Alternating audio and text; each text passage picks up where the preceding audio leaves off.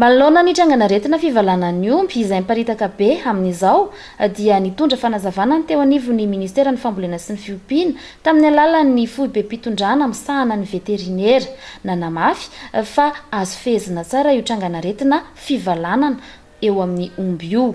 Ny 70 isanjaton'ny tranga dia sitrana avokoa ary tsy iverenan'ilay aretina intsony raha tratra ara-potoana ny fitsaboana azy.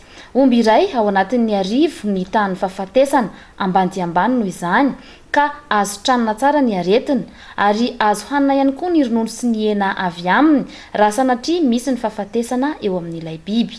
Tsy miteraka fatiantoka ihany koa amin'ny fitombon'ny taranaky ny biby ka tsy tokony hisy fanahiana eo amin'ireo mpiompy. Efa misy ny fepetra sy ny paikady mazava raisina amin'izao fotoana izao ifehezana an'izay aretina fivalanana eo amin'ny omby izay. Fizarana maimaimpoana ny fanafody ho an'ireo mpiompy izay voakasika ka hita fa tena sahirana. Fiara-miasa tamin'ireo mpiara-miombonantoka teo anivon'ny FAO sy ny COI. Tsy ahivina fa nanomboka ny 20 Oktobra 2024 no hita voalohany teto Madagasikara tany amin'ny faritra Vakinankaratra ny fivalanan'ny omby. Faritra miisa 540 no efa tratra, distrika 220 ary commune 320 ampizato ka ny 220 isanjato amin'ireo faritra ireo no efa ahitana ny trangana-retina ankehitriny. Dia rehefa natao ny fikarohana amin'ny resaka karazana aretina fivalanana aretina dia na iahina izy io amin'ny atao hoe BVD. Inona moa io BVD io? Ny filazana azy dia hoe diarrhée virale des bovins. Io zany dia amin'ny madihana azy moa dia mivalana ho an'ny omby. Hoana ny fitrangany aretina io any amin'ny biby, any amin'ny omby.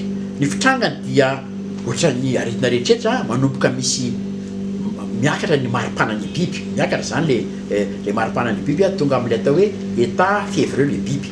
Dia ao aorianan'izay manomboka manana izy olana eo amin'ny fitaovam-pisefona satria manomboka eo dia mety manana fahasarana izy amin'ny fisefona. Ary ao aorian'izay zay mandalo fotsiny zay fahasarana amin'ny fitaovam-pisefona zay dia manomboka amin'izay le mivalana. Dia rehefa avy eo amin'izay izy mety misy raha kely any amin'ny fivalanan'ny omby. Navy ireo fepetra andraisina tokony ho raisina raha sanatria ka tonga ao amin'ny fiompiana anankiray io aretina io. Kalma tsara aloha zany raha tonga ao io aretina io tsy mipanika, milamina tsara, miantso ny veterinera dia manao an'reto fepetra tokony ho arahan'reto. Voalohany dia tokamonina zany izy mba tsy hifangaro amin'ireo biby salama. Tsy izany kory no tsy ahafahana mamindra ny biby salama eo fa fepetra aloha zany tsy maintsy raisina satria araka ny teniko teo hoe io aretina io dia aretina mifindraingana maladie hautement contagieuse ary nanify tsara mitondra anazy ka ny fanokana monina anazy tsy midika akory hoe dia tsy voky tokoa ny hafa mety voy ihany fa fepetra tsy maintsy raisina aloha zay mba ahafahana tsy hanaparitaka haingana an'ilay aretina araka sy azo atao.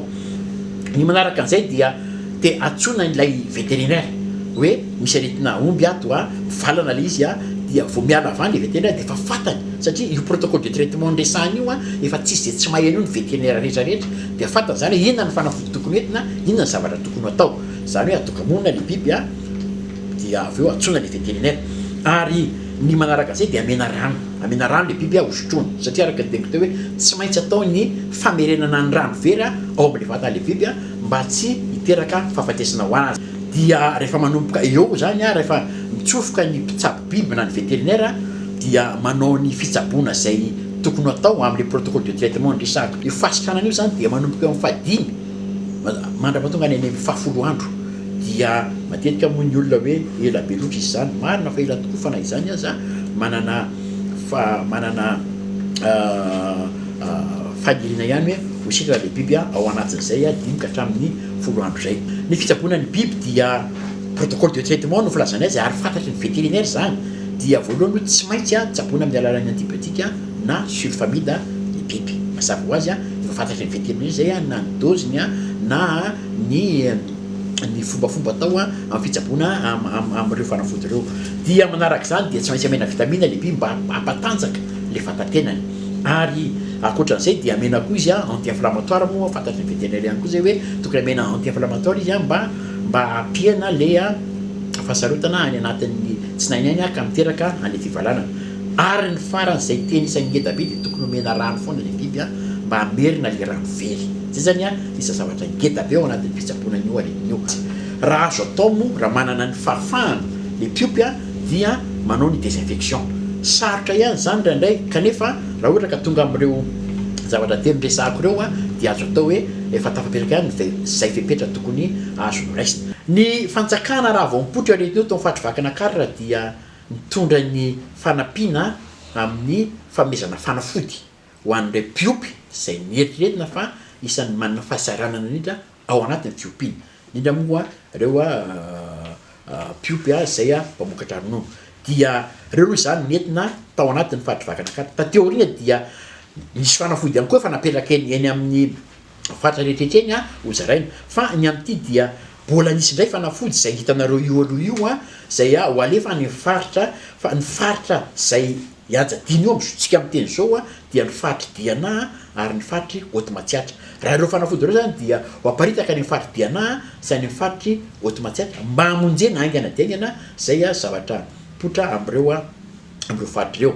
Na mafisina ihany koa lay atao hoe tambazotra mpifaneraserana vaovao filazany anay no anazy ato dia natao hoe réseau d'épidémiosurveillance amin'ny resaka maladie animale na mafisina io na mafisina ahoana na mafisina amin'ny fampidirana ny sefokotany ao anatiny satria ireo sefokotany reo miara-miaina amin'ny piompisanandro eo ka raha ohatra reo mahazo vaovao voalohany angana be dia tonga any amin'ny service vétérinaire na le vétérinaire eny toerana na lay ratsa mangaiky amin'ny ministère ny élevage eny faritra eny mahazo ale vaovao ka raha tonga le voa dia fantatra daholo hoe zao isan'ny omby voa zao isan'ny omby sitrana zao isan'ny omby maty araka le teniko taminareo teo hoe tonga ty aminay dolo reny vaovao reny.